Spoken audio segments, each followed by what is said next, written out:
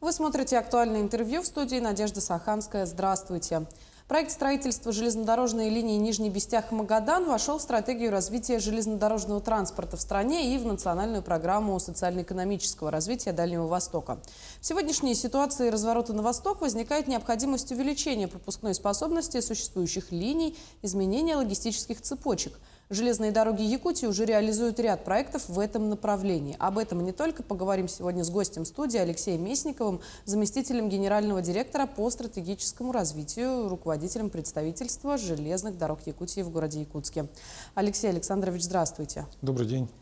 Расскажите, вот как сейчас идет реализация проектов в направлении на восток? На международном Пекинском форуме в этом году президент страны Владимир Владимирович Путин сделал предложение по созданию нового транспортного коридора, который должен пойти от Арктики на юг с включением туда мостов через Амур и Лену, через реку Амур и Лена, железной дороги от БАМа в Якутию, ну и, конечно же,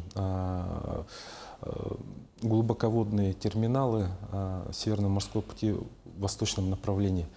Ну и мы в соответствии с этим считаем необходимым создание нового международного транспортного коридора, северо-восточного транспортного коридора, который состоит из двух проектов.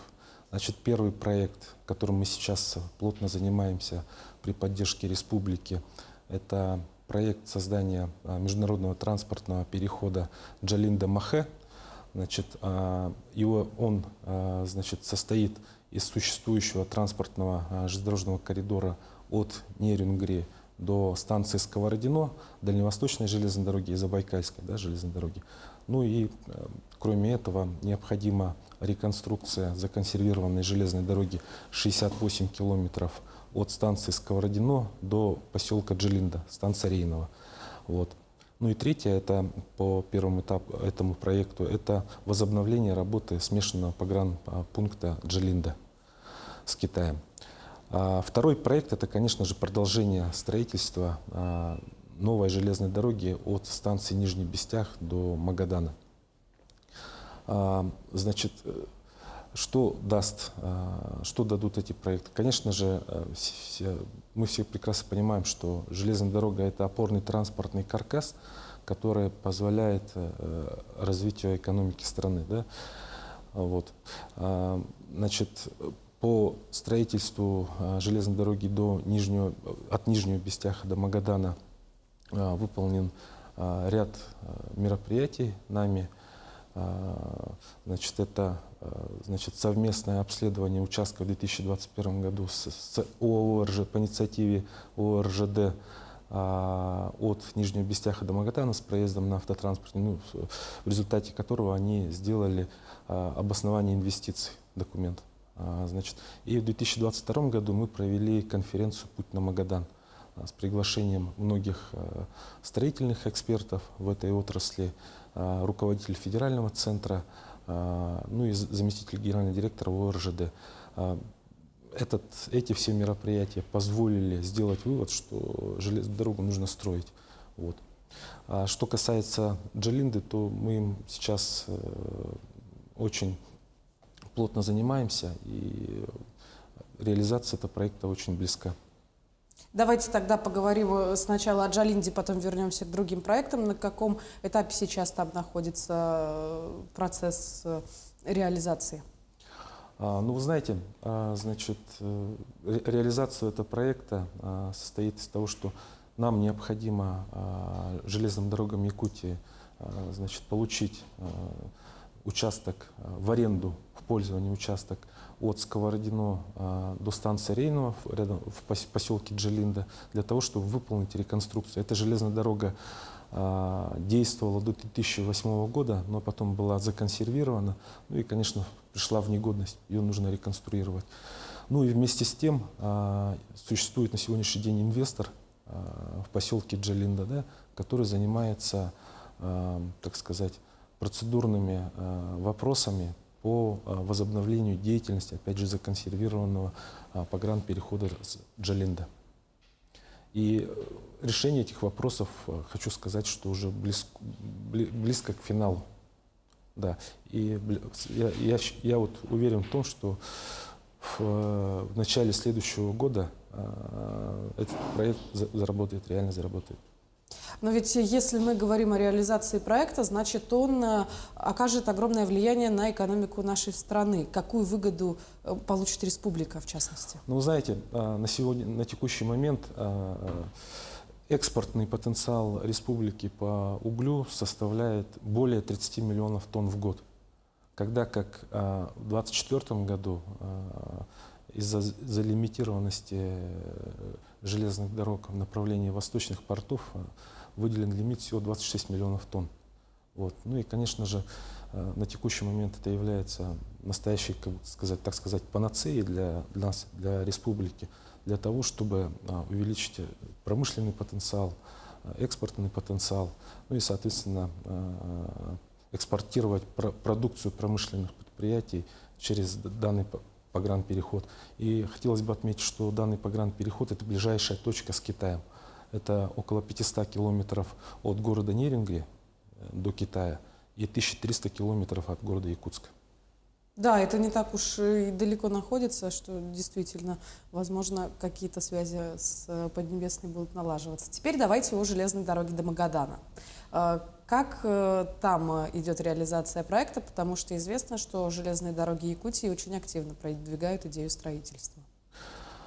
Ну, я, как сказал ранее, значит, нами были проведены ряд мероприятий, которые позволили обратить внимание, да, на этот проект. Вот, и мы по итогам, значит, той конференции, которая была проведена в 2022 году «Путь на Магадан», сделали итоговую резолюцию, в которой есть некоторые рекомендации, да, по реализации проекта. Вот. Конечно же, проект очень капиталоемкий, это более 1600 километров железной дороги, но мы видим поэтапную реализацию проекта. Первый этап — это, значит, строительство железной дороги от поселка Нижний Бестях до поселка Хандыга, вот, с переходом через реку Алдан. Вторым этапом это строительство от поселка Хандыга до города Сусуман в Магаданской области. Ну и третьим этапом это, конечно же, от Сусумана строительство железной дороги до Магаданского морского порта. То есть, если мы говорим вот о Хандыге, как раз там может появиться не только сезонная дорога, но и круглогодичная. Да, да. Сейчас вот река Алдан является серьезным барьером для логистики, так сказать, грузов именно в промышленные районы на границе Якутии и Магаданской области. И мы уже сегодня видим необходимость в доставке грузов в этом направлении. Если появится железная дорога, мост через реку Алдан, то я думаю, что себестоимость продукции промышленных предприятий станет гораздо интереснее. Да и хотелось бы отметить, что вот первый этап, он наиболее легок в реализации, так как рельеф, ну и сама местность, она позволяет с меньшими затратами построить железную дорогу по сравнению допустим, с горными местностями вот, второго этапа от Хандыги до Сусумана. А если мы говорим о другой стороне дороги, Магаданская область готова уже тоже принять активное участие в строительстве? Да, Магаданская, вот в том-то и дело, что вот Магаданская область, она тоже очень проявляет большой интерес к началу строительства этой дороги, потому что они видят в этом развитие Магаданской области, потому что на сегодняшний день все груза доставляются туда морским путем, а наземным транспортом для них это получается очень дорого. Алексей Александрович, как вы считаете, насколько государство готово поддержать такие проекты, необходимые для регионов? Ну, что касается Магадана, да, я сказал, что железная дорога — это опорный транспортный каркас для развития экономики, обороноспособности страны. Потому что вот если посмотреть назад в историю, то роль Транссибирской магистрали при Великой Отечественной войне, это как бы оно сразу просматривается, так как это надежный тыл, это доставка грузов на фронт, это доставка грузов по помощи дружественных стран в то время по ленд-лизу. Вот, поэтому железная дорога будет играть огромнейшую роль. И тем более в нынешней ситуации, когда экономика страны во многом зависит от торгово-экономических связей с Востоком. И дополнительный транспортный коридор позволит усилить это направление. И в завершении нашей с вами беседы, все-таки железные дороги Якутии – это локомотив транспортной отрасли нашего региона. Какие успехи у компании вы можете перечислить на сегодня? Но вы знаете, у нас ежегодно кратно растет количество пассажиров, которые мы перевозим. Да? Вот если сравнить с текущим периодом прошлого года, то мы перевезли более 200 тысяч пассажиров. Это на 12% выше уровня прошлого года. Мы в этом направлении всячески развиваем свой сервис, то есть добавляем новые направления, увеличиваем количество вагонов, ну и улучшаем сервис в целом. Поэтому мы видим, так сказать, большую тенденцию роста в этом направлении для населения республики, ну и развития компании. Что касается грузов, то ежегодно у нас этот показатель тоже положителен по динамике. В целом, значит, мы перевезли на текущий период более 4 миллионов тонн грузов. Конечно же, это сопоставимо с уровнем прошлого года. Опять же, это все связано с залимитированностью направления экспорта якутских углей на восточные порты. Но, тем не менее, хотелось бы отметить, что по центральной Якутии, по нижней подстанции Нижний Бестях мы перевезли на текущий период более 900 тысяч тонн грузов. Это уже на 15% выше уровня прошлого года. Вот, то есть динамика в части доставки грузов в центральную часть Якутии, она у нас растет ежегодно. И это не может не радовать. Конечно. Алексей Александрович, большое спасибо, что пришли к нам, поделились полезной информацией. Пусть все проекты, которые реализуют железные дороги Якутии, воплощаются с оглушительным успехом. Спасибо. Я напомню, вы смотрели программу «Актуальное интервью». До встречи в эфире.